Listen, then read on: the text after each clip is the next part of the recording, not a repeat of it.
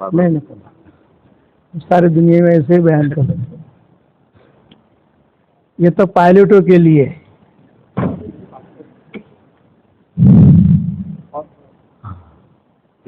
یہ جو ہے نا، ہم امریکہ سے آ رہے تھے. نہیں چلے گا.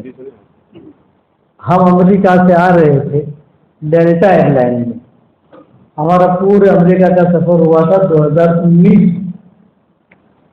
تو ڈیلٹا ایئر لائن میں ہم فرسٹ کلاس میں تھے اور ڈیٹروئٹ سے ہمیں اترنا تھا جرمن، اور جرمن سے آنا تھا بمبئی. پورے امریکہ کا سفر کر کے ہم آ رہے تھے، فرسٹ کلاس میں تھے. تو پائلٹ آیا ہمارے پاس اور اس نے سلام کیا. اب ہم تو انگریزی جانتے ہی، تو اس نے کہا کہ آئی لو یو. کیا مطلب؟ شو کیسے تو ہے آپ ان سے خبر نہیں پڑتی. پھر کسی نے ترجمہ کیا کہ یہ آپ کو سلام کر رہا ہے محبت میں. اچھا بھائی ٹھیک ہے. تو وہ ہمارا ہاتھ پکڑ کے کاکپٹ میں لے گیا جہاں جہاز اڑاتے، اور وہاں اس نے ہمیں بٹھایا. ہم تو ڈرے، اتنا بڑا فلائٹ اور پائلٹ اپنی جگہ بٹھا رہا ہے. تو وہاں ہم نے یہ دیکھا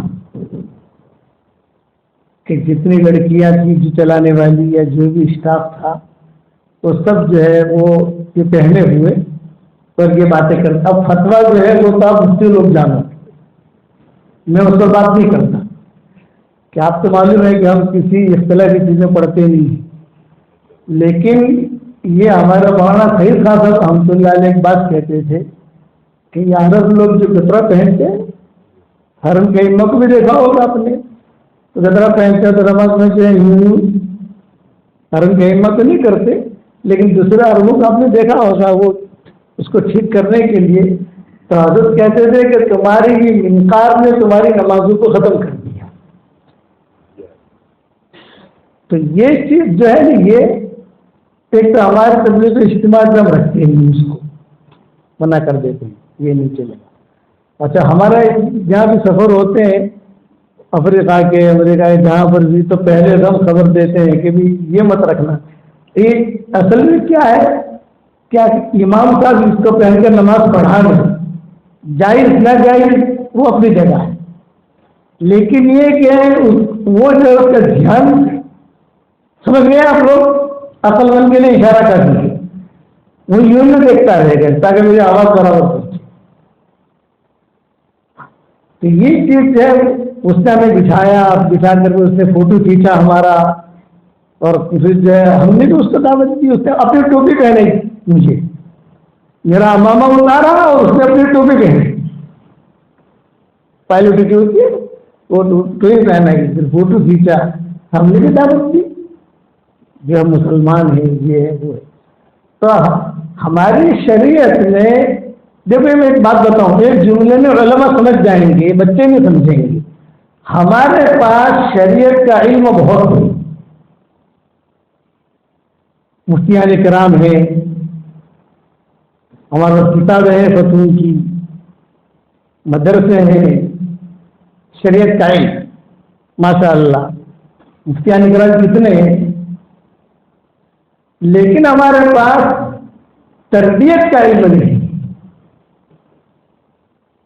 تو مولانا یوسف صاحب رحمۃ اللہ علیہ فرماتے تھے شریعت کا علم جتنا اہم ہے سیکھنا، اس سے زیادہ تربیت کا علم سیکھنا ضروری ہے. مولانا یوسف صاحب رحمۃ اللہ فرماتے تھے کہ تربیت ہوگی تو ہم شریعت پر برابر چل سکیں گے، اور اگر تربیت نہیں ہوئی تو ہم شریعت پر برابر چل نہیں سکیں.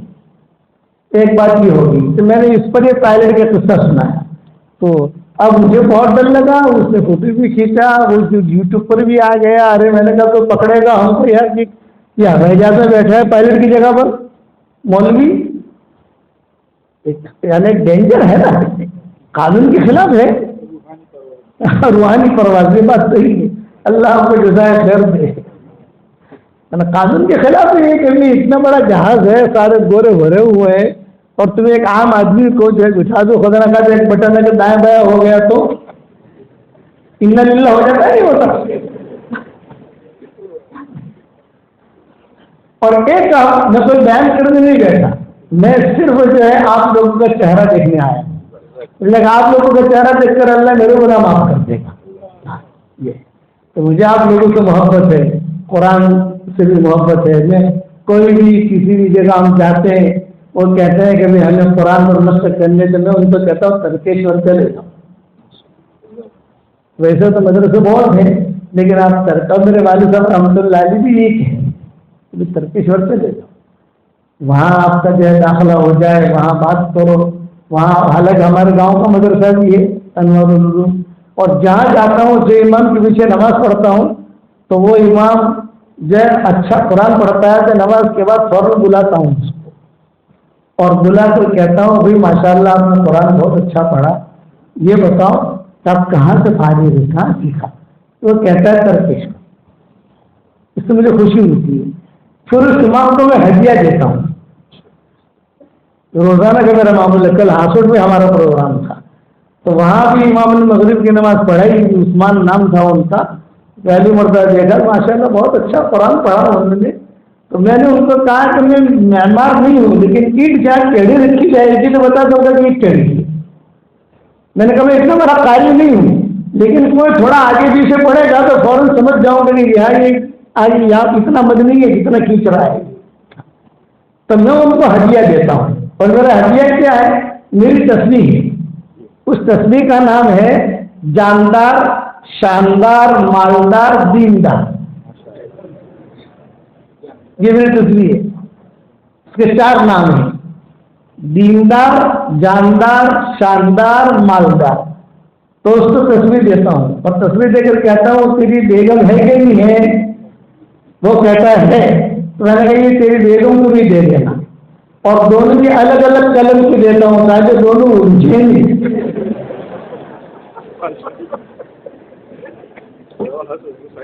ہاں ابھی شادی نہیں کی, فرشی حور کا ہر ایک کو شوق ہوتا ہے.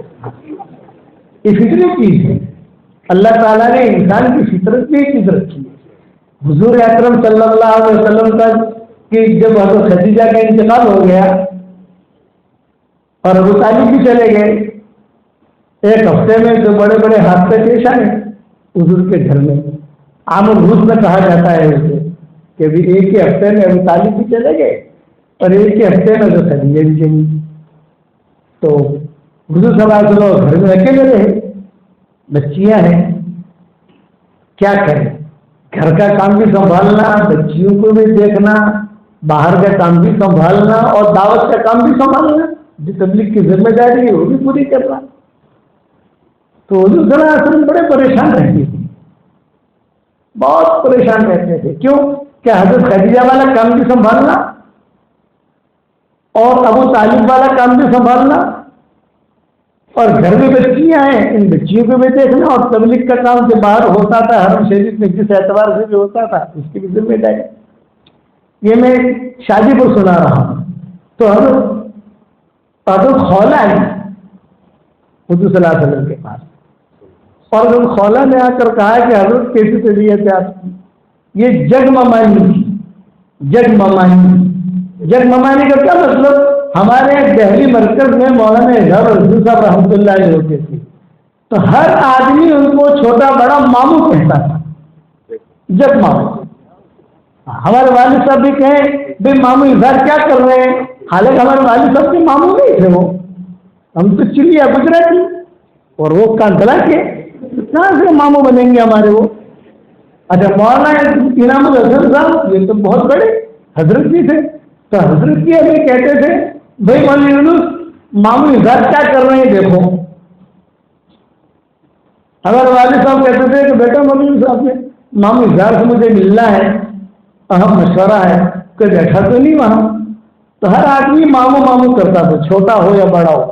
یہ تھی حضرت خولہ مکہ میں, جگ ممانی. پورے مکہ والے کہتے تھے جگ ممانی ممانی ممانی. تو حضور صلی اللہ علیہ وسلم کے پاس نہیں آئی, حضور بیٹھے ہوئے تھے.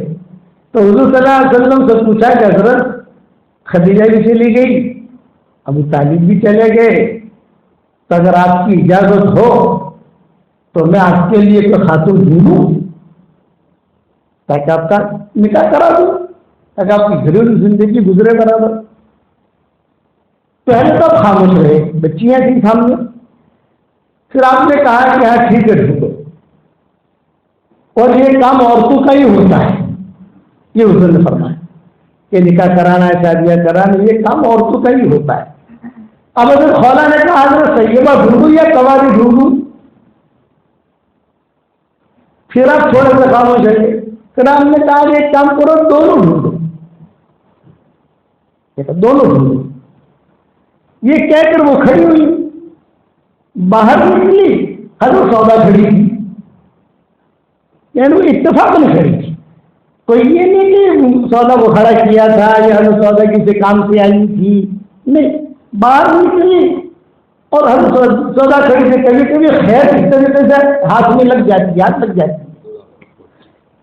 اب حضرت سودا پر ان کی نظر پڑی ہے خولا کی، ارے سودا تیرا رشتہ لے کر آئی ہے،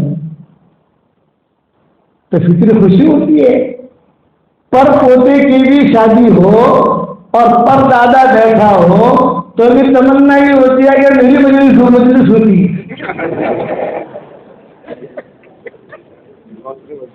یہ اللہ تعالیٰ نے فطری رکھی ہے۔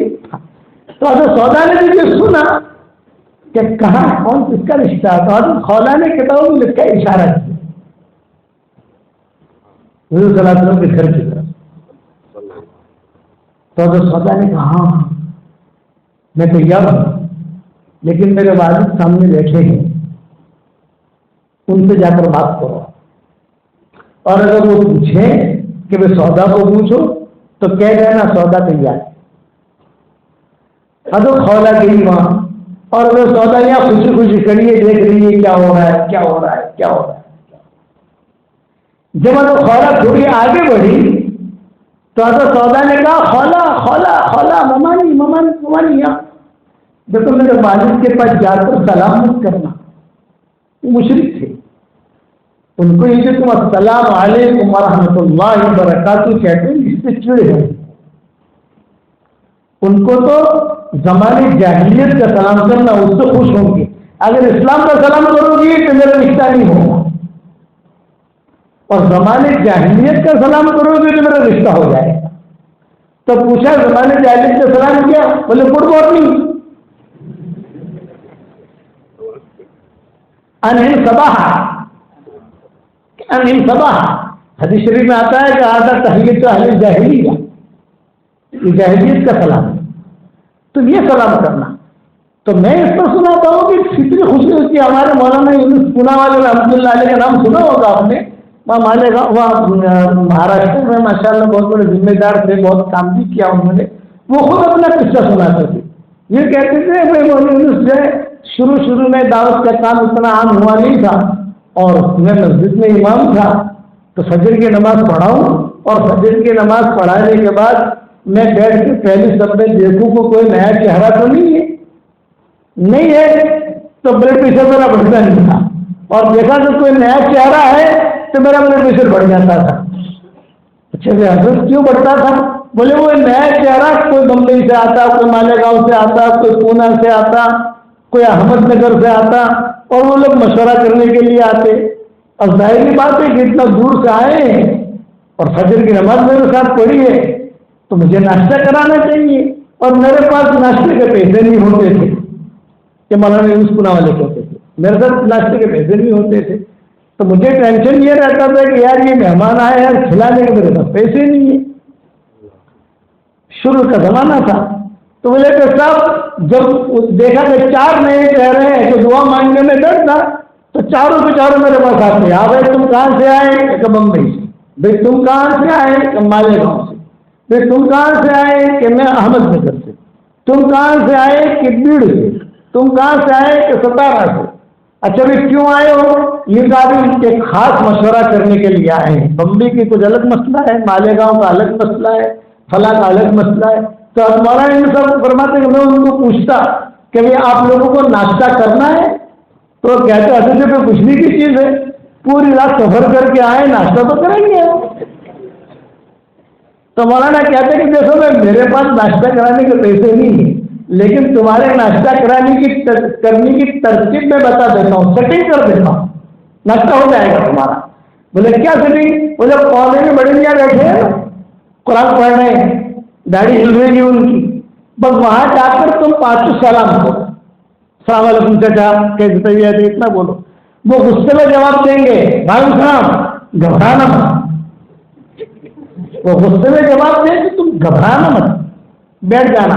اب وہ پوچھیں گے قرآن شریف بند کر کے آپ کیوں آئے، کہاں سے آئے، تو تم صرف اتنا کہنا چچا یہ بمبئی سے آئے ہیں، میں مالیگاؤں سے آیا ہوں، یا احمد نگر سے آئے ہیں، اور ہم نے یہ سنا ہے کہ آپ کی بیوی کا انتقال ہو گیا ہے اور آپ جو ہے کوئی خاتون ڈھونڈ رہے ہیں۔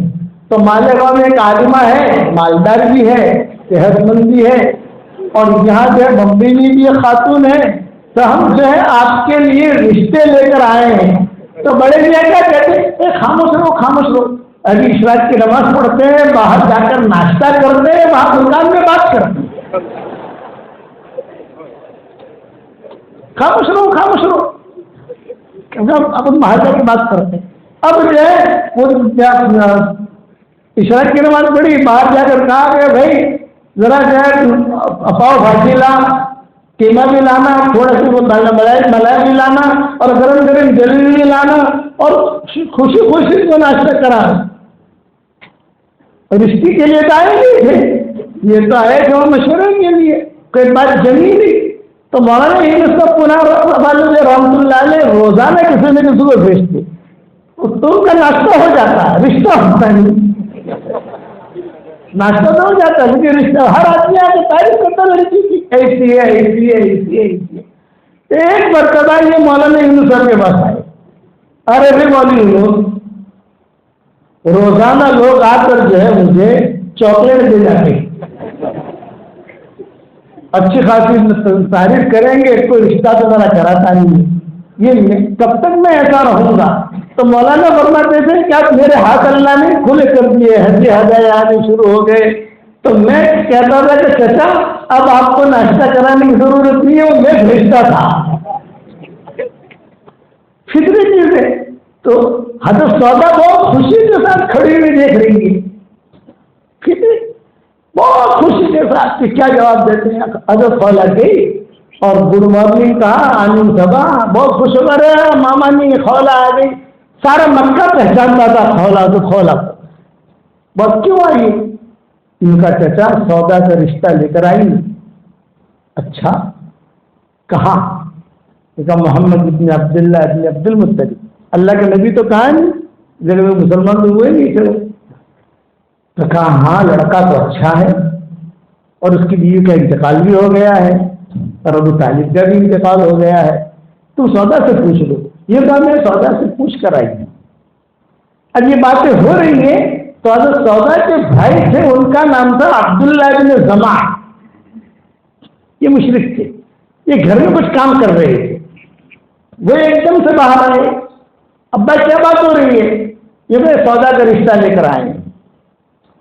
اچھا ماما نے تم سودا کا رشتہ کہا؟ یہ محمد ابن عبداللہ، نہیں نہیں نہیں، میری بہن کا رشتہ نہیں ہونے دوں گا، میری بہن کا رشتہ نہیں ہونے دوں گا، یہ کہہ کر گھر کے برتن توڑنے شروع کر دیے، گھر کا بستر باہر پھینکنا شروع کر دیا۔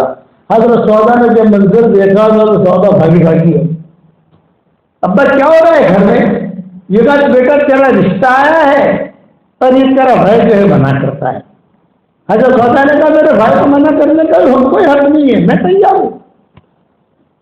عبداللہ بن زمع بعد میں صحابی بنے، جب صحابی بنے تو بہت روتے تھے، تو صحابہ کہتے تھے کیوں رو رہے ہو؟ بولے میں وہ حرکت پہ رو رہا ہوں، وہ حرکت جو میں نے کی اس پر رو رہا ہوں۔ حضور صلی اللہ علیہ وسلم کا نکاح حضرت سودا کے ساتھ ہو گیا۔ اچھا اب جب حضور صلی اللہ علیہ وسلم کا نکاح ہو گیا تو حضرت سودا جو ہے یہ ظرافت تھی ان کے مزاج میں۔ اب ظرافت گجراتی کو کیا سمجھاؤں، یعنی لطیفہ کہنا، ہنسانا، اس کے قصے آتے ہیں تاریخی کتابوں میں۔ تو حضور صلی اللہ علیہ وسلم کو اتنا ہموار کر دیا تو حضور آہستہ آہستہ پرانے لفظ بھولنے شروع ہو گئے۔ تو یعنی اب خدیجہ کا بھی غم تھوڑا ہلکا ہو گیا، ابو طالب کا بھی غم ہلکا ہو گیا، بچیاں بھی بیٹھی مل گئی ماں کے ساتھ تو بچیوں کو بھی خوش رکھنے لگی ہے تو سودا تو مورخین نے لکھا ہے کہ ذرا سی چٹکلے چھوڑتی تھی، جب چٹکلے چھوڑتی تو حضور بھی ہنستے، کبھی کھاتے ہوئے کوئی چٹکلا چھوڑ دیا تو حضور ایک دم سے ہنسنے لگتے، بچیاں بھی ہنستی، ایک ماحول بن گیا، آہستہ آہستہ آپ کا غم ہلکا ہونا شروع ہو گیا۔ اسی میں حضرت خولا پھر سے آ گئی، جگمانی بیٹھے ہوئے تھے سب، جگمانی پھر سے آ گئی اور حضور نے فرمایا آؤ آؤ خولا، ماشاء اللہ ماشاء اللہ ماشاء اللہ، آؤ آؤ آؤ آؤ، بیٹھے۔ اب بیٹھے تھوڑی دیر کے بعد جب کھانے وغیرہ سے فارغ ہو گئے اور جب بیٹھے جو تو باتیں کر رہے ہیں، حضرت سودا بھی ہیں، بچیاں بھی ہیں، حضور صلی اللہ علیہ وسلم بھی ہیں، حضرت خولا بھی ہے، تو حضور نے اچانک کہہ دیا ارے خولا 2 وعدے ہوئے تھے میرے تیرے، سمجھ گئے ماشاء اللہ بالغ ہیں، سمجھ رہے کہ 2 وعدے ہوئے تھے، ایک وعدے سے یہ وعدہ ہوا تھا یہ تو یہ آ گئی، اور کماری کا بھی وعدہ تو نے کیا تھا اس کا کیا ہوا، یہ آپ نے پوچھا۔ تو خولا نے کہا کہ اگر گرو بھی سیٹنگ کر کے آئے گی، ہمیشہ یاد رکھنا حدیث کی دعاؤں میں ایک دعا آتی ہے اللہم انی اسألک من فجاءۃ الخیر واعوذ بک من فجاءۃ الشر۔ یہ حدیث میری کتاب مومن کا کیا تو اس کے اندر میں نے صبح شام کی دعاؤں میں یہ دعا لکھی ہے کہ اللہ نے اچانک کا خیر کچھ سے چاہا اور اچانک کے شر برائی سے میں تیری حفاظت چاہتا ہوں، اللہم انی اسألک من فجاءۃ الخیر واعوذ بک من فجاءۃ الشر۔ اگر آدمی دعا مانگتا رہے گا تو اللہ اچانک کا خیر اٹھے دے گا اور اچانک کی برائی سے اللہ حفاظت کرے گا۔ تو حضرت خولا نے کہا کہ حضرت وہ بھی ترتیب دے کر آئی ہوں، آپ نے کچھ فرمایا من کہاں؟ تو حضرت خولا نے کہا آپ کے بھائی کی بیٹی۔ میرے بھائی کی بیٹی کون؟ ابو بکر کی بیٹی۔ ارے ابو بکر کے تو 2 بیٹیاں ہیں، ایک اسماء ہے ایک عائشہ ہے، ان میں سے کون؟ تو حضرت خولا نے کہا کہ عائشہ۔ ارے عائشہ کے ساتھ میرا نکاح کیسے ہوگا؟ یہ آپ نے کہا عائشہ کے ساتھ میرا نکاح کیسے ہوگا، اس لیے کہ اس کی تو منگنی ہو چکی ہے۔ حضرت عائشہ کی منگنی پہلے متم کیوں ہوئی؟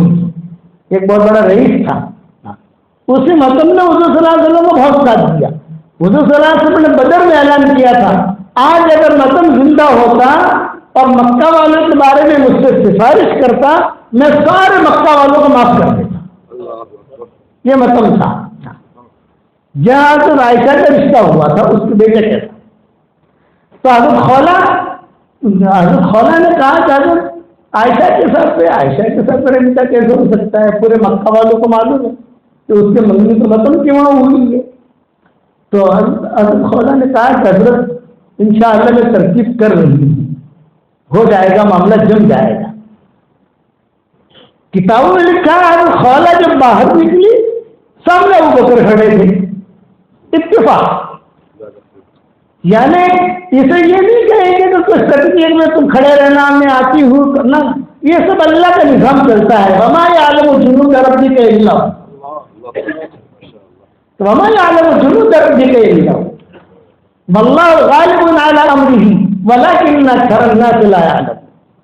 نظام چلتا ہے اللہ کا، اچانک کی خیریں ملتی ہیں۔ صدیق اکبر حضور صلی اللہ علیہ وسلم کے پاس آئے اور کہا کہ حضرت میں بہت تھک گیا مکہ والوں سے، آپ مجھے اجازت دے دیں میں اب حبشہ جا رہا ہوں۔ آپ نے فرمایا کہ ابو بکر میں اکیلا رہوں گا یہاں، تم حبشہ کی بات کر رہے ہو، دوسرے لوگ تو حبشہ پہنچ گئے تھے۔ آپ نے فرمایا حضرت میں بہت تھک چکا ہوں، میری بچیاں ہیں، گھر ہے، مکہ والے بہت پریشان کر رہے ہیں، آپ مجھے صرف اجازت دے دیں میں حبشہ کی ہجرت کروں۔ آپ نے اجازت دی، جاؤ کوئی بات نہیں، جاؤ۔ اب یہ آدھے راستے تک پہنچے، اچانک کا خیر کہہ رہا، آدھے راستے تک پہنچے حبشہ کے، تو وہاں سامنے سے آتا ہوا کوئی مکہ کا سیٹھیا ملا۔ ارے وہ مکہ یہاں کہاں جا رہے آپ سب کو لے کر؟ میں حبشہ مکہ چھوڑ کر مشرک تھا وہ، مکہ چھوڑ کر کیوں جا رہے ہیں؟ مکہ والے بہت پریشان کر رہے ہیں۔ ایک جملہ یاد رکھنا، حق کی پرورش اللہ مخالف فضاؤں میں کرتا ہے۔ حق جو ہے مخالف فضاؤں میں پلتا ہے۔ تو اس نے کہا کہ تم میں ساتھ دیتا ہوں تیرا، میں پناہ دیتا ہوں، کوئی میری آنکھ سے آپ کو دیکھ نہیں سکتا، اب میرے ساتھ مت چلو۔ یہ اچانک کا خیر آیا۔ چنانچہ صدیق اکبر کہتے ہیں کہ اس نے اتنا زور دیا تو میں وہاں سے واپس ہو گیا، حبشہ کے راستے پر تھے، واپس ہو گئے۔ واپس ہوئے مکہ مکرمہ آئے، مکہ مکرمہ جو اعلان ہو گیا کہ بھائی دیکھو ابو بکر کو فلاں نے پناہ دی ہے، تم میری نگاہوں سے دیکھے گی تو ابو جہل ابو لہب سب نے کہا بھائی تم نے پناہ دی ہے ٹھیک ہے، لیکن ابو بکر کو کیا نا حرم میں آ کر نماز نہ پڑھے، گھر میں نماز پڑھے۔ قرآن پڑھنا ہے تو حرم میں نہیں، گھر میں۔ تو اس نے آ کر کہا کہ دیکھو تمہیں نماز پڑھنی ہے گھر میں پڑھو، قرآن پڑھنا ہے گھر میں پڑھو، لیکن یہ تو حرم میں مت آنا تم، ورنہ یہ لوگ خام کا پریشان کریں گے۔ صدیق اکبر آئے تو 2 دن کے بعد یا 1 دن کے بعد یا کچھ مدت کے بعد حضور صلی اللہ علیہ وسلم خود آئے۔ حضور کو پتہ چل گیا کہ وہ بکر وہاں جا رہے تھے اور واپس آ گئے ہیں۔ حضور اب عائشہ کہتی تھی، یہ روایت تو ایسا ہی کی اگلی بار کہ حضور صلی اللہ علیہ وسلم دوپہر کے وقت میں ہمارا گھر ہے، عام طور پر دوپہر کے وقت میں گھر میں آنے کا معمول حضور کا نہیں تھا، اور گھر آ کر میرے ابا سے ملے اور بیٹھے، ہم 2 بہنیں ہی بیٹھی ہوئی تھی، تو کہا کہ ابو بکر میں ایک پرائیویٹ بات کرنے آیا ہوں، یہ بچیاں تھوڑے دوسرے کمرے میں چلی جائیں تو تم سے بات کروں گے۔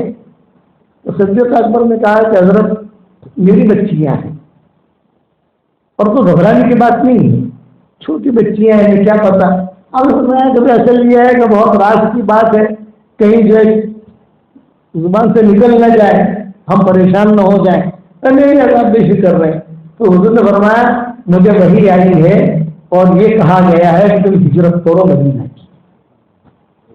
پہلے سے اختیار کیا جہاں جانا ہے، لیکن اب طے ہو گیا ہے کہ مدینہ منورہ کی ہجرت کرو۔ تو میں نے اللہ سے پوچھا کہ میں اپنے ساتھ کس کو لوں، تو اللہ نے آسمانوں سے کہا کہ ابو بکر کو۔ اس پر عائشہ کہتی تھی کہ میں بیٹھی ہوئی تھی اور میرے ابا اتنے ہچکیاں مار کے روئے، تو مجھے اب پتا، میں سوچتی تھی کہ غم میں آدمی روتا ہے، لیکن اب پتا چلے کہ خوشی میں بھی روتا ہے۔ کیسے ایسا کہتی تھی، اب مجھے پتا چلا کہ خوشی کا رونا بھی ہوتا ہے۔ بہت روئے، حضور کو بوسا دیا، حضرت میں تیار ہوں، میں یہ اچانک کا خیر ملا، جا رہے تھے ابشا، وہ آدمی اٹھا کے لایا۔ یہ سب وما یعلم جنود ربک الا ہو، آپ بھی یہاں جو پڑھنے آئے ہیں وما یعلم جنود ربک الا ہو، اللہ نے نظام بنایا۔ تو حضرت عائشہ کے بعد حضور کا نکاح کا نظام بھی اللہ نے بنایا۔ صدیق اکبر کھڑے ہوئے تھے، صدیق اکبر سے حضرت خولا نے کہا ابو بکر عائشہ کا رشتہ لے کر آئی۔ کون؟ اشارہ کیا حضور صلی اللہ علیہ وسلم۔ ابھی عائشہ کا تو منگنی ہو گئی ہے مطلب کے یہاں، ان کو ہو تو گئی ہے، تو میرے ساتھ چل۔ خولا جو ہے یعنی یہ سٹنگ کرنے میں بہت ماہر تھی، وہی خولا قد سمع اللہ قول التی تجادلک فی زوجہا۔ حضرت عمر بہت احترام کرتے تھے، خولا تھا، بری ہو گئی تھی مدینہ منورہ میں، اور حضرت عمر کا دور تھا۔ حضرت عمر جاتے تو یہ امیر المومنین نہیں کہتی تھی، یہ کہتے تھے عمر، یہ کہتے عمر۔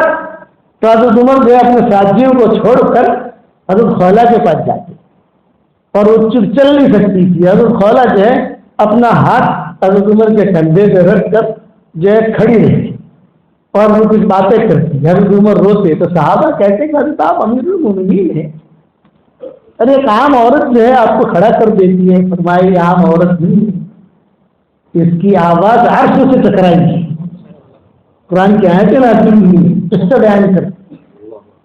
خولا کہ چل تو چل، ابو بکر کو لے کر چلی، چل۔ متن کے گھر پر گئی، اب جب متن کے گھر پر گئی، او ممانی آ گئی، اچھا ابو بکر تم بھی آ گئے، آؤ۔ ایک آدمی مہمان کا اکرام تو کرتا ہے نا، اور راتوں کے آدمی مہمان کا اکرام بہت ہوتا ہے۔ بٹھایا کیا، ہاں کیوں آئے ہو، کیا مسئلہ؟ یہ کبھی ابو بکر بات نہیں کر رہے ہیں، یہ خولہ بات، حالانکہ بیٹی ہے ابو بکر کی، معاملہ ہے ابو بکر کے ساتھ، لیکن اگر خولہ بات کرے گا ہم آئے ہیں وہ ان کی بیٹی کا رشتہ جو ہے تمہارے بیٹے کے ساتھ ہوا ہے، تو یہ کہ بیٹا شادی کی تاریخ وغیرہ طے ہو جائے تب نکاح کریں گے، کیا کریں گے کریں گے، او نہیں محلن ٹھہرو، وہ بیگم اپنی بیوی کو بلایا، وہ بیگم اندر تھی اس کے لیے کام کر رہی تھی، وہ آئی اور وہ آ کر کہا کہ دیکھو بھی یہ آئے ہیں جواب دو، ہاں کیوں آئے ہو؟ بعض عورتیں اڑی ڈھڑی ہوتی ہیں کہ کیوں آئے ہو؟ تو فرمایا کہ بھائی اس لیے آئے ہیں ہم کہ ان کی بیٹی عائشہ کی جو منگنی ہے تمہارے بیٹے کے ساتھ طے پائی ہے تو شادی کی تاریخ وغیرہ کچھ طے کرے وغیرہ وغیرہ، تو اس نے جو ہے وہ ایسا منہ بگاڑا کہ اس کی ناک جو ہے پیشانی کو لگتی، یہ یو پی میں مثال مشہور ہے، کوئی ناک یعنی کوئی منہ بگاڑے نا ایسا کرتے ہیں نا، تو بولے کہ اس کی ناک پیشانی کو لگتی، یعنی ہمیں رشتہ نہیں کرنا ہے، وہ اس کی بیوی کہہ رہی ہے، اس لیے کہ ہم نے سنا ہے کہ عائشہ بھی مسلمان ہوگی، اور ہم نے سنا کہ خولہ سنی مسلمان ہو گئی، اور ہم نے سنا کہ ابو بکر بھی مسلمان ہو گئے، یہ سب محمد کی باتوں میں آ گئے ہیں تو ہمارا بیٹا جو ہے بگڑ جائے گا، ہمیں نہیں۔ تو صدیق اکبر نے کہا کہ یہ تو منع کرتی ہے، یہ بڑھیا اس کے والد سے پوچھو، تو خولہ نے متن سے پوچھا کہ آقا، بولے میں تو میری بیوی کا غلام ہوں، سمجھ گئے ریورس کرنٹ، کیا میرے یہاں پہ ریورس کرنٹ ہے، جو کہتی ہے ہاں تو ہاں نہ تو نہ، تو حضرت خولہ نے کہا جان چھوٹی، جان چھوٹی، اور یہاں تو حضور کے ساتھ رشتہ ہو گیا۔ خیر واللہ غالب علی امرہ ولکن اکثر الناس لا یعلمون، ہمیشہ یاد رکھنا، آپ حضرات کو میں زیادہ بیان لمبا نہیں کروں گا، آپ حضرات سے اتنا کہوں گا کہ آپ قرآن والے ہیں، ہم لوگ قرآن والے ہیں، حدیث والے ہیں، ہماری وجہ سے یہ نہیں کہے کہ حافظ صاحب بتانے آ کام کری، کہ مولوی صاحب بتانے آ کام کری، نہیں، قرآن پر آنکھ نہیں آنا چاہیے، حدیث پر آنکھ نہیں آنا چاہیے۔ اس لیے مختصر بات یہ کہ علماء نے لکھا ہے جس سے اللہ محبت کرتا ہے اسے قرآن پڑھنے کی توفیق دیتا ہے، اور جس سے اللہ محبت نہیں کرتا اسے قرآن پڑھنے کی توفیق نہیں ملتی۔ اور میں کروڑ مرتبہ سلام کرتا ہوں ہمارے ان بچوں کو، صبح ہوتی ہی سورج طلوع ہوتا ہے، جس کا عطر کا کام ہوتا ہے اللہ اس کے سامنے عطر رکھ دیتا ہے، وہ عطر پر محنت کرتا ہے، جس کے کپڑے کا کام ہوتا ہے صبح ہوتی ہی اللہ اس کے سامنے کپڑا رکھ دیتا ہے، وہ کپڑا کاٹتا ہے، درزی ہے، کپڑا سیتا ہے، بیچتا ہے، لکڑی کا جس کا کام ہوتا ہے اللہ اس کے سامنے لکڑی رکھ دیتا ہے، کسی کا اینٹوں کا کام ہے اللہ اس کے سامنے اینٹیں رکھ دیتا ہے، کسی کا مٹھائی کا کام ہے اللہ اس کے سامنے مٹھائی رکھ دیتا ہے، کسی کی چائے کا کام ہے تو چائے اللہ اس کے سامنے رکھ دیتا ہے۔ اور کروڑ مرتبہ سلام کرتا ہوں ہمارے طلبا کو اور اساتذہ کو کہ صبح ہوتے ہی اللہ ہماری جھولی میں قرآن رکھ دیتا ہے، کہ صبح ہمارے قرآن سنتی، بہت بڑی دولت اللہ نے دی ہے ہمیں قرآن کی، بہت بڑی دولت، اس لیے اس کی حفاظت کرتا ہوں۔ اور میں عام طور سے جو بچے حافظ ہوتے ہیں ان سے کہتا ہوں کہ ابھی کم سے کم 3 پارے تو جو حافظ لوگوں کو پڑھنے چاہیے۔ میرے بچے حافظ ہیں، میں ان کو تاکیداً کہتا ہوں 5 پارے روزانہ پڑھو، رمضان حافظ نہیں بننا، حافظ ایسا بننے کہ آدمی کو جب بھی ہمارے یہاں نظام الدین میں ایک بہت بڑے عالم آئے ہمارے یہاں، ہاپوڑ کے تھے، انتقال ہو گیا ان کا، اور اس پورے مرکز میں سب جڑے ہوئے تھے، کوئی انتشار کی شکلیں نہیں تھی، اب انتشار کی شکلیں ہوگی، تو اللہ کا نظام ایک چلتا رہتا ہے دنیا کے اندر۔ تو میں نے خود نہیں دیکھا کہ وہ آئے تو ہمارے ادھر صاحب رحمۃ اللہ علیہ نے کہا کہ آج تراویح آپ کو پڑھانی ہے، مغرب بعد آئے، مغرب بعد، اور کہا آج تراویح آپ کو پڑھانی ہے، تو وہ کھڑے ہو گئے، فلاں پارا ہے، کھڑے ہو گئے۔ قرآن اتنا یاد ہونا چاہیے۔ مدینہ منورہ میں قاری ایوب تھے، نام سنا ہوگا آپ نے، انتقال ہو گیا، بہت اچھا قرآن پڑھتے تھے، برما کے تھے، ایک جگہ پر ہمارا مدینہ منورہ میں پروگرام تھا جس میں میں بھی شریک تھا اور قاری عجیب بھی شریک تھا، ہم دونوں شریک تھے. ان کے ذمے تھا قرآن پڑھنا، بہت عربوں کا مجموعہ تھا، یہ تھا وہ قرآن پڑھیں گے، میرے ذمے تھا بیان کرنا عربی میں اور دعا کرانا. یہ ہماری ایسی ترتیب تھی. اب جب پروگرام پورا ہو گیا تو کھانے پر بیٹھے، میرے بالکل دائیں طرف بیٹھے ہوئے تھے. تو قاری عجیب سے میں نے پوچھا کہ ماشاء اللہ آپ نے حرم شریف میں قرآن سنایا اور ہم نے سنا، اور مدینہ والے جو ہے آپ کا قرآن سننے کے لیے ظہر سے آ جاتے تھے، اثر نہ ہو تو آپ کو جگہ نہیں ملتی، ظہر سے آ کر جگہ پکڑ لیتے تھے قاری عجیب کا قرآن سننے کے لیے. اتنا اچھا پڑھتے تھے وہ، اور اب فیسلٹی بھی ان کی مل رہی ہے. تو میں نے ان سے سوال کیا، قاری صاحب یہ سوال شاید کوئی کرے نہ کرے آپ سے، لیکن یہ کہ بھئی میں بلا تکلف سوال کرتا ہوں، یعنی محسوس مت کرنا، میں پوچھنا چاہتا ہوں کہ آپ کو ہدیے میں لفافے میں کتنے ریال ملتے ہیں؟ آپ قرآن سناتے تھے تو آپ کو کتنے ریال ملتے تھے؟ تو وہ روز کھانا کھاتے کھاتے انہوں نے کہا کہ شیخ یونس واللہ بلا ریال واحد، ایک ریال نہ انہوں نے پیش کیا، نہ میں نے مانگ کی، نہ میں نے جو ہے کسی قسم کے کوئی اس کی دل میں تمنا نہیں کہ میں اللہ کا قرآن بیچنا نہیں چاہتا. یہ انہوں نے مجھے کہا. جب انہوں نے یہ کہا تو پھر میں نے کہا کہ آپ حرم میں امام کیسے بنے، کیا کیا قصہ ہوا؟ تو انہوں نے کہا سنو. اب وہ تاریخ وار بتا رہے ہیں وہ کہ شیخ عبدالعزیز بن صالح یہ وہاں کے بڑے امام تھے، ملک فہد کے ایک خسر تھے، اور ان کا معاملہ ایسا تھا کہ مدینہ والے سارے ان سے ڈرتے تھے. یعنی سمجھ لو کہ مدینہ کا بادشاہ جس کو بھی لانا ہو لاتے تھے، رستے میں چلتے چلتے کسی کا قرآن پسند آ گیا حرم میں کھڑا کر دیتے تھے قرآن سنا. یہ امریکہ سے آئے، یہ آئے 28 شعبان، اور کینسر کی بیماری تھی. تو انہوں نے اپنے بیٹے سے، ان کے بیٹے کا نام عبد الرحمان تھا، یہ کہا کہ عبد الرحمان انا مریض سرطان،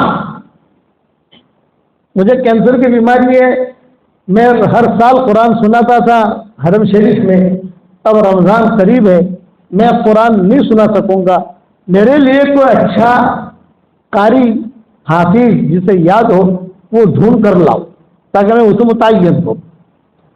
تو عبد الرحمان نے کہا کہ حضرت قبا کا جو امام ہے بہت اچھا قرآن پڑھتا ہے اور حفظ بھی یاد ہے اس کو، تو اچھا اس کو میرے پاس لاؤ. بڑے آدمی تھے، عجیب قذات تھے، اور فہد کے خسر تو سارا یعنی نسبتیں تھی ان کے ساتھ. تو قبا کے امام آئے، یہ قاری یہ مجھے سنا رہے ہیں کہ قبا کے امام آئے بیٹھے اور کہا کہ کیا نام ہے آپ کا؟ یہ نازلہ ہو چکے تھے شیخ عبدالعزیز بن صالح، نازلہ ہو چکے تھے، کیا نام ہے؟ فلاں نام وغیرہ. ان کا نام بھی عبدالعزیز تھا غالباً. تو کہا کہ دیکھو آج 28 شعبان ہے، ہو سکتا ہے کل سے تراویح شروع ہو جائے یا پرسوں سے تراویح شروع ہو جائے، آپ مسجد نبوی میں تراویح سناؤ گے انشاءاللہ. یہ ان سے کہا. تو وہ امام جو تھے وہ روز دیے، ان کا میں نہیں سناؤں گا، اس مسلح پر میں کھڑا نہیں رہ سکتا ہوں، حضور قریب ہے، ابو بکر قریب ہے اور بڑا مسلح ہے، معذرت کر دی. قبا ٹھیک ہے میرے لیے، میں قبا میں ہی سناؤں گا. معذرت کر کے چلے گئے. قاری عجیب نے کہا کہ رات مغرب بعد رمضان کا اعلان ہونے والا ہے، اور ظہر میں مجھے شیخ عبدالعزیز بن باز نے بلایا، عبدالعزیز بن صالح، اور کہا ایوب نام. اچھا جب مجھے فون آیا کہ عبدالعزیز بن صالح بلا رہے ہیں، تو کہتے کہ بلا جھجک میرا پیشاب نکل گیا. عبدالعزیز بن صالح مجھے بلا رہے ہیں تو میرا پیشاب نکل گیا، کپڑے دھوئے. عبدالعزیز بن صالح پتا نہیں میری کوئی شکایت تو نہیں پہنچی، ہوں تو بہت بڑا آدمی ہے.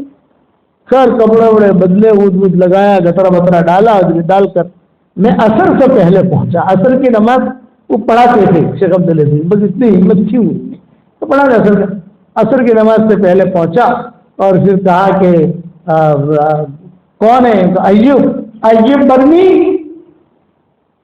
نہ قرآن پڑھو.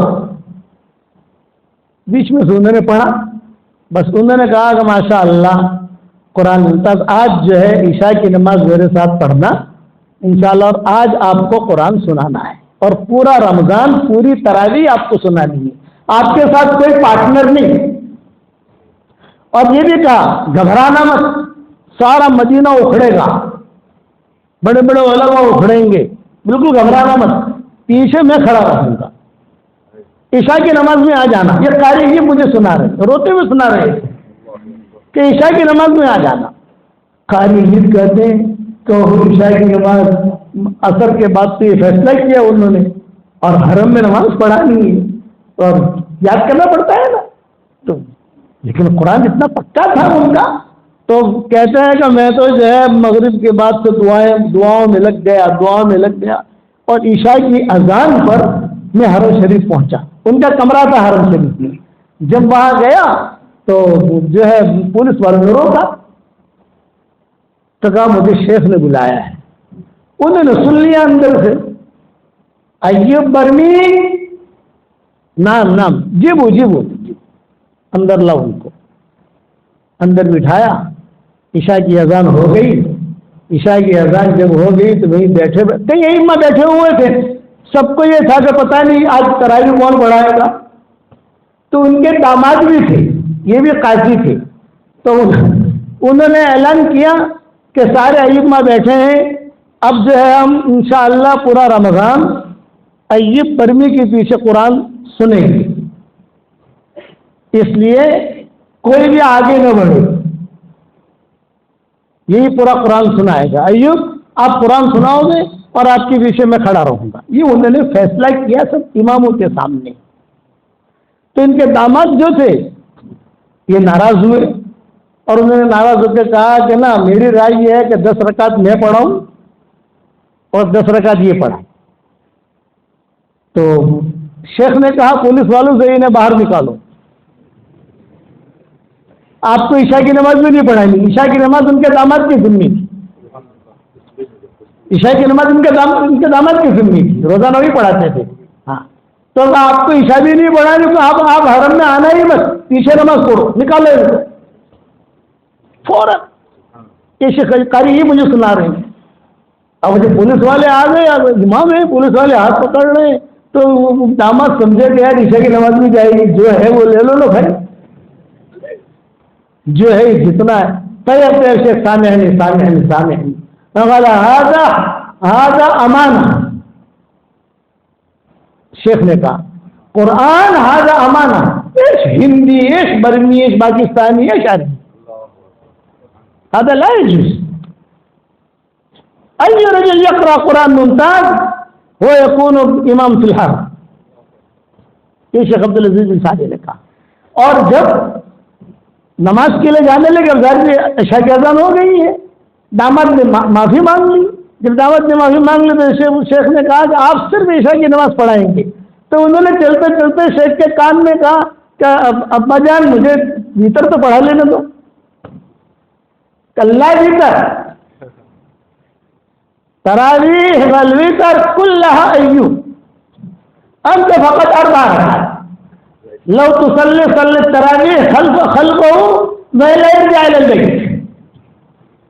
اگر تراویح پڑھنی ہو تو پڑھنا, نہیں پڑھنی ہو تو گھر چلے جاؤ. ویتر نہیں, ویتر بھی ایوب پڑھائے گا اور تراویح بھی ایوب پڑھائے گا. اب جو ہے میں کانپ رہا تھا, قاری مجھے کہہ رہے کہ میں کانپ رہا تھا, یار کیا ہوگا. اور وہاں جو شیخ جب اٹھے نماز پڑھانے کے لیے, تو پہلے جاری میں داماد جو ہے وہ عشاء کی نماز پڑھانی ہے. تو شیخ نے کہا کہ چلو عزت کے ساتھ عشاء کی نماز پڑھاؤ, پورا رمضان پڑھاؤ, لیکن ذرا برابر کوئی حرکت مت کرنا, ورنہ بیچ نماز میں سے آپ کو نکال دوں گا. اتنا بڑا تھا ان کا, شیخ عبدالعزیز بن صالح کا. چلے تو شیخ عبدالعزیز بن صالح نے میرا ہاتھ پکڑا, اور ہاتھ پکڑ کر مجھے لے گئے اور کہا کہ روزانہ یہاں میرے ساتھ نماز پڑھنی ہے عشاء کی آپ کو, اور جب یہ نماز پڑھا چکے یہ تو تراویح کا اعلان ہوگا, تو آپ آگے بڑھ کر قرآن سنانا ہے.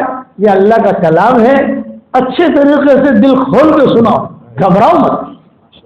یہ مجھے کہا اور روتے روتے مجھے سنا رہے تھے وہ کہ شیخ پورا رمضان میں نے پڑھا اور پورا رمضان جو ہے پہلی آواز جب آئی ان کی تو لوگ سمجھنے سے کہ یہ نیا امام کون سا آیا. یہ اللہ کی طرف سے چھانٹا جاتا ہے, یاد رکھنا.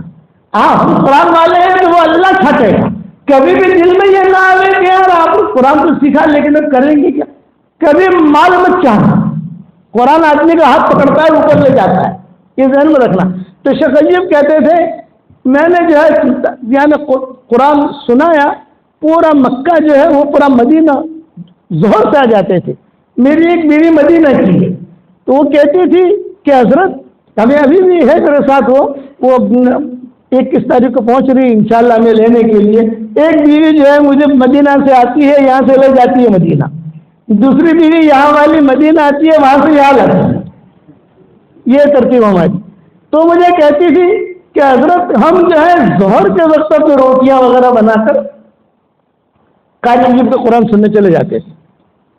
کئی جگہ نہیں ملتی تھی عشاء تک, اور مجمع روتا تھا. ہم تو کچھ سمجھتے نہیں تھے کہ کیا پڑھ رہے ہیں, لیکن یہ کہ ان کی آواز میں اللہ نے اتنی کشش رکھی تھی کہ قرآن سنتے ہی ہمارا رونا شروع ہو جاتا تھا. جب قاری عجیب نے یہاں تک بات کہی اور بہت روئے, پھر کہا کہ ایک ایسی خبر دیتا ہوں جو راز کی ہے. اب تو راز کی رہی نہیں, آپ لوگوں کو سنانے میں کوئی حرج نہیں ہے, لیکن ان کا بھی انتقال ہو گیا, شیخ عبدالعزیز بن صالح کا بھی انتقال ہو گیا, سب چلے گئے. بولے ایک راز کی خبر بھی آپ کو سناتا ہوں. میں نے کہا سنا.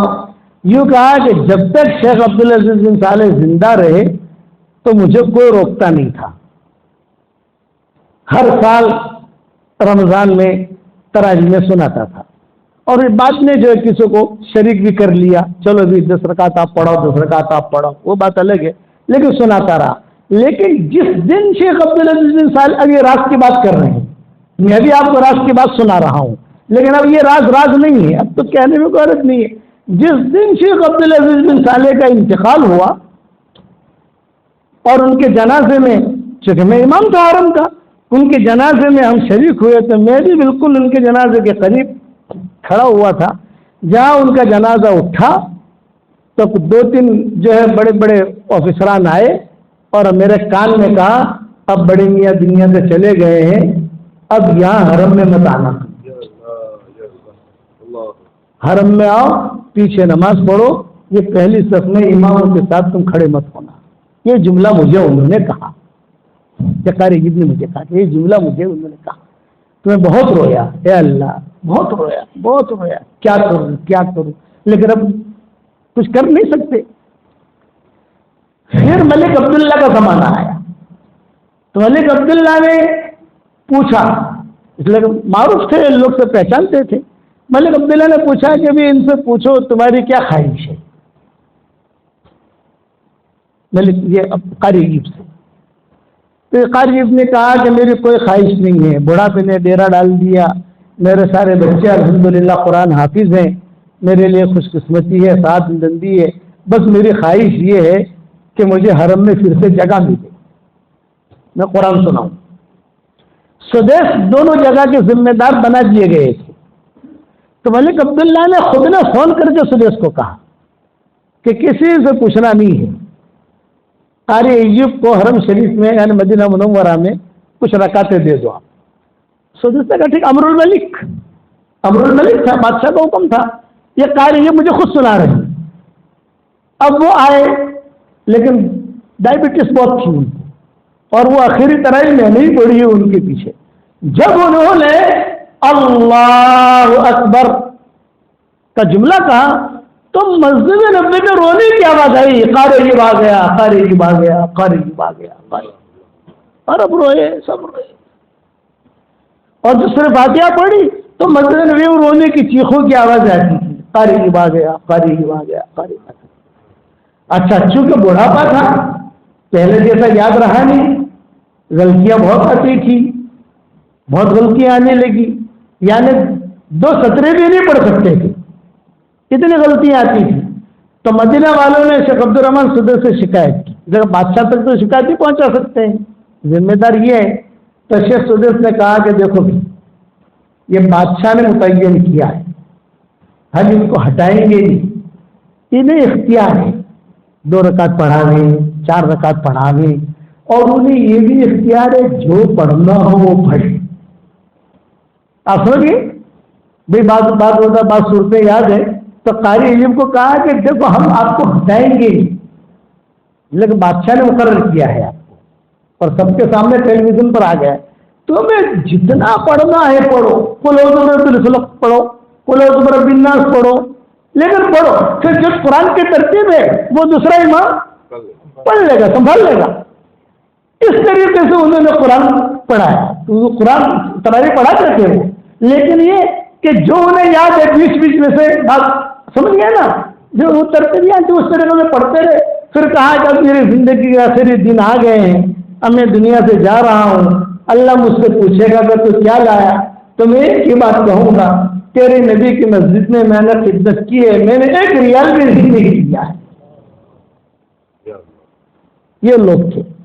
اس لیے قرآن کی آپ خدمت کرو. اور 10 مرتبہ ہاسوٹ میں کہا, ڈابریل میں کہا, یا علی پور میں کہا, سب جگہ کہا, آپ لوگ فارغ ہونے کے بعد درس قرآن بھی شروع کرو. کسی سے مشورے کی ضرورت نہیں ہے, ہر چیز سے مشورہ نہیں ہوتا. آپ کا حافظ ہے یار, اور آپ جو ہے یہاں یعنی ایک بچہ جو ہے, اگر آپ جو اللہ کے راستے میں نکلو گے سال لگاؤ گے آپ, ٹھیک ہے سال لگ گیا آپ کا, بہت اچھا مبارک. سال لگانے کے بعد کسی جگہ مدرسہ میں بیٹھو گے, کسی جگہ امام بنو گے, یہی ہوتا ہے نا, ہمارے بچے یہی کرتے ہیں نا. تو وہاں آپ جو ہے درس قرآن شروع کرو. دور ہے منزل مقصود مگر ہے تو صحیح, راہ کٹ جائے گی تو عزم سفر پیدا کر. دور ہے منزل مقصود مگر ہے تو صحیح, راہ کٹ جائے گی تو عزم سفر پیدا کر. આપણા જે બિરાદરીના મૌલવી લોકો છે ને એમને શરમ બહુ આવે. એટલે ચાલે શરમાવાનું ભાઈ, દાઢી પાડે ત્યારે શરમ નથી આવતી, ધંધો કરते शर्म नहीं आती, अंदर से कुरान पढ़ते शर्म आने से. और मैंने पूछा भाई तुम्हारी इतनी अच्छी इस्तेदाद है यार, तुम धंधा कर रहे हो यार, भाई धंधा करो ना, 2-4 आदमी को कुछ अल्लाह रसूल के बाद कुरान के बाद तो उसको. फिर मैं उनको कहता हूँ आपको अगर ज्यादा लंबे चौड़े तर्जुमे न आते तो मेरा तर्जुमा देखो. मेरा जो रियाजुल कुरान तर्जुमा आया है ये बहुत आसान करके मैंने लिखा है, और मुकदमे में मैंने लिखा है कि मैंने तर्जुमा इतना आसान किया है, इतना आसान किया है. अब भी अगर तुम तर्जुमा नहीं पढ़ोगे तो हशर के मैदान में ये मत कहना कि किसी ने इतना आसान करके नहीं दिया था. ये मुकदमे में मैंने लिखा है, मेरा तर्जुमा ले लो, ये हदिया लो. और तुम जो है इसका वक्त तो गूगल पर भी आ रहा है, सारी दुनिया में छप भी रहे हैं, सब कुछ, और तुम थोड़ा थोड़ा तो कई लड़के तो जमते हैं, कई लड़के नहीं जमते, लेकिन तर्के शुरा वाले जमेंगे इंशाल्लाह. करो दर्स कुरान शुरू करोगे इंशाल्लाह. और मैं आपको जिंदा मिसाल दूं, हमारा व्हाट्सएप का सबक जो शुरू हुआ तो सिर्फ मेरी फैमिली के लिए मैंने शुरू किया था 2013 में, बच्चों के लिए, कि बच्चों को नसीहत की बात कुछ करूं. तो ये मैंने शुरू किया. आज 18 करोड़ आदमी सुन रहे हैं सारी दुनिया में, सारी दुनिया में. हाँ, मेरा सबक लोग मुझे भेजते हैं, लोग तो मेरे पास आता है यार, मैं यहाँ से बिस्मिल्लाह करके भेजता हूँ तो न्यूजीलैंड से मुझे आता है, कनाडा से आता है. अरे भाई मैंने ही भेजा. मैंने कहा कोई बात नहीं, मेरे मोबाइल में खैर आ रही थी, उनको पता नहीं मेरा नंबर है. भाई मेरी किताबें लोग मुझे हदिया की, हालांकि मोमिन का खैर मैंने लिखी है, बिखरे मोती मैंने लिखी है. तो हर शरीर में आएंगे आप चेहरे के एतबार से कुछ भले आदमी नजर आते हो, आज ये किताब पढ़ना बहुत अच्छा भाई. मैंने कहा बहुत अच्छा, अल्लाह जज़ाए खैर दे आपको. फिर वो खड़ा रहता है, कह रहे यार ये कौन, आपका क्या नाम, मुझे पूछते हैं. मैंने कहा आप क्या समझ के आए मेरे पास. बोले मतलब आपका चेहरा देख कर आया. बस मैंने कहा चेहरा ही मेरा नाम है, नाम मत पूछो, अपना काम करो. तो दूसरा कहता है कि अरे आज 6 मौलाना આ કિતાબ એમને જ લખી છે, આપણે સજા કિતાબ લખી છે, જુદા ઉને જ લખી છે. ઓ મૌલા માફ કરજો, માફ करके माफ, कई वादे नहीं, कलम आपो, कलम लेता हूँ, फिर उनका नाम लिखकर उनको हदिया दे देता हूँ, ये लो संभाल कर रखना. तो आप लोग दर्स कुरान शुरू करोगे इंशाअल्लाह और साल में भी निकलोगे इंशाअल्लाह. अब आखिर एक नसीहत, हम कुरान पढ़ते हैं तो आमतौर पर घर उलटने के लिए क्या करते हैं समझिए, پھر قرآن کا ورق الٹتا ہے. تو ہمارا تھوک قرآن کو لگتا ہے. یہ بے ادبی ہے, اس کا خیال رکھو. دنیا میں صرف 2 ملک ایسے ہیں جہاں یہ بیماری نہیں ہے, صومالیہ اور موریتانیہ. وہاں یہ لوگ یہ نہیں کرتے. جو دنیا بھر میں جاتے ہیں نا, وہاں قرآن کا ورق الٹنے کے لیے جو پتلی پتلی سیخیں انہوں نے بنا رکھی ہیں, اس طرح سے کھولتے ہیں. لیکن ساری دنیا کے اندر اب حرم میں دیکھو, یہاں دیکھو, یا ہمارے مدرسے میں دیکھو کہ جہاں ورق الٹنا ہو, قرآن کا ورق الٹنا ہو یا بخاری شریف کا الٹنا ہو, تو کتنا ہمارا تھوک لگتا ہے. آپ کی جو ہونے والی فرشی حور ہے یا جو ہے آپ کی فرشی حور, اس کے رخسار پر اگر تم تھوک لگاؤ گے تو آپ کو طلاق دے دی گی. وہ کیا گانڈوں سے گئے ہو کہ بن آئیے تھوک لگا رہے تھے؟ یہ تو اللہ کا کلام ہے. آپ یہ تو اللہ کا کلام ہے. احتیاط کرو گے نا بھائی انشاءاللہ. اب ایک ہدیہ دیتا ہوں, قبول کرو گے انشاءاللہ؟ ایک بات ختم کر. حالانکہ میں بھی تھکا ہوں, 3 بجے کا جاگ رہا ہوں. اچھا فجر وہاں بیان کیا ہے. حالانکہ میں نے وہاں محسوس صاحب سے کہا کہ دلی میں سلا دو, ہمارے بچے تو شاید سو بھی گئے ہوں گے کہیں. اب میں تو سو نہیں سکتا. ایک ہدیہ دیتا ہوں, قبول کرو گے انشاءاللہ؟ دنیا میں پراپرٹی بہت بنائی, ترکیشوریں بنائی, فیملی بھی بنائی, جہاں جہاں کا ہے ماں باپ نے بنائی. اب میری دعوت یہ ہے کہ جنت میں پراپرٹی بناؤ. اور جنت میں پراپرٹی بنانے کا آسان نسخہ یہ ہے, 10 مرتبہ سورہ اخلاص پڑھو تو جنت میں ایک محل تیار ہو جائے گا. یہ صحیح حدیثوں میں آتا ہے. 10 مرتبہ سورہ اخلاص پڑھو تو جنت میں ایک محل تیار ہوگا. وہ محل ایسا, 1 اینٹ سونے کی, 1 اینٹ چاندی کی, جوڑنے والا گہرا مشک کا, مٹی زعفران کی. اب حضرت عمر سے حضور صلی اللہ علیہ وسلم نے فرمایا کہ عمر 10 مرتبہ سورہ اخلاص پڑھ تو جنت میں تیرے لیے قصر بن جائے گا, قصرن فی الجنہ او بیتن فی الجنہ, اور بہت لمبا چوڑا قصر ہوگا. حضرت عمر نے کہا صرف 10 مرتبہ پڑھوں جنت میں محل؟ آپ نے فرمایا ہاں میں تو بہت بناؤں گا. آپ نے فرمایا تیرے اندر جتنی طاقت ہو بنا, تو بناتے بناتے تھکے گا, اللہ دیتے دیتے نہیں تھکے گا. تو میں آپ عام لوگوں کو, ہم ہمارے واٹس ایپ کے سبقوں میں یا بیانوں میں کہتا ہوں بھائی 313 مرتبہ سورہ اخلاص پڑھو, لیکن آپ لوگوں کو نہیں کہتا کہ آپ مشغول ہیں. اور عربی کی ایک مثال ہے, مشغول لا یشغل. یہ عربی کی مثال ہے کہ مشغول لا یشغل. آپ کا جو کام زیادہ ہے, لیکن میں اتنا تو کہہ سکتا ہوں ہر فرض نماز کے بعد یار 10 مرتبہ پڑھ لو, 1 محلہ تیار کر لو, جاتے جاتے تمہارا ہو جائے گا. کرو گے انشاءاللہ. اور اب تو ہمارے شاگرد بہت ہو گئے نا, تو وہاں شکاگو میں ایک ڈاکٹر نہیں ہے, احمدآباد کی ہے. اس نے مجھے کہا کہ حضرت جب سے میں نے آپ سے سنا تو میں نے 10 لاکھ مرتبہ سورہ اخلاص کا وظیفہ کیا. 10 لاکھ مرتبہ. تو مجھے کہتے ہیں کہ مول صاحب جنت کا بنگلہ ملسے میں, تو میں نے کہا کروڑ مرتبہ قسم کھا کے کہتا ہوں کہ ملیں گے انشاءاللہ. اس لیے حضور صلی اللہ علیہ وسلم نے کہا ہے. تو اس نے کہا کہ مولوی صاحب ایک سوال پوچھوانا سے بندے شرم آ گئی ہے. ارے پوچھو, دن کے بعد بابت بھی کیوں شرمانے کا, پوچھو. مولانا بہت بہت بنگلے میرے ماشاءاللہ جنت میں تیار ہو گئے الحمدللہ, کہ کیا بھاڑو آپ سے کہ نہیں آ رہے؟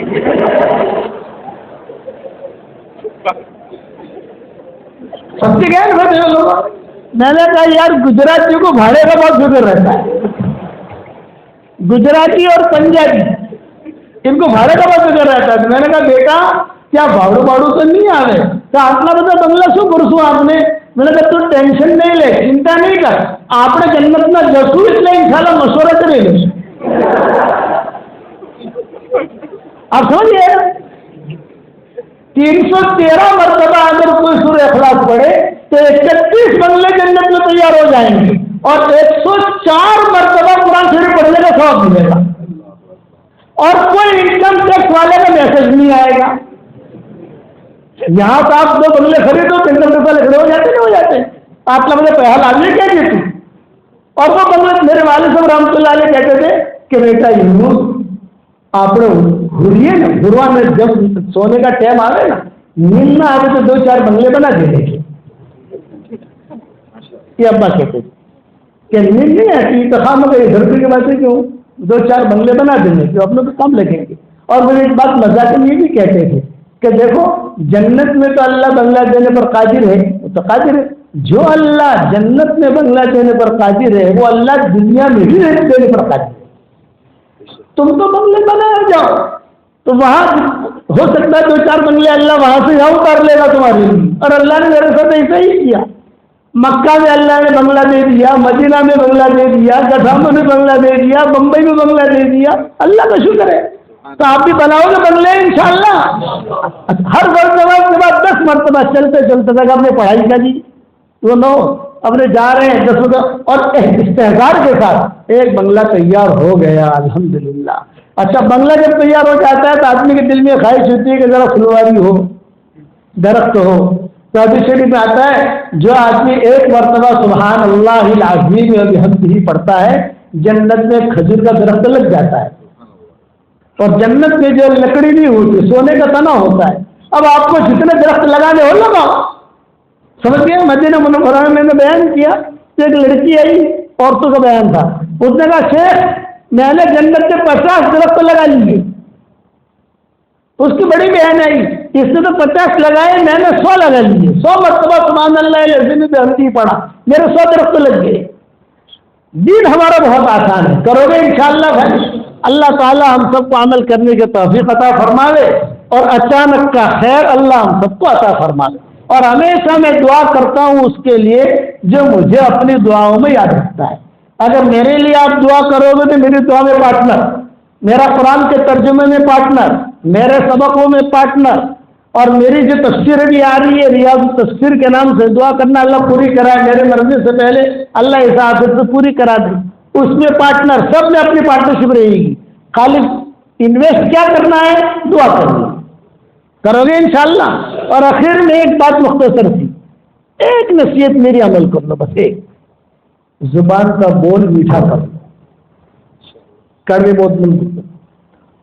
زبان کا میٹھا بول جو لوگوں کے دلوں کو جوڑ دے یہ کروڑوں نفلوں پر بھاری ہے. اور زبان کا کڑوا بول جو لوگوں کے دلوں کو توڑ دے یہ کروڑوں گناہوں پر بھاری ہے. میٹھا بول، سمجھ گئے آپ؟ کرو گے انشاءاللہ. اب سال میں کون کون جائے گا؟ خالی ہاتھ اوپر کر لو. سال میں واہ واہ واہ واہ، ترکشور والے بہت اچھے ہیں، اللہ بہت قبول فرمائے. دعا کر لو.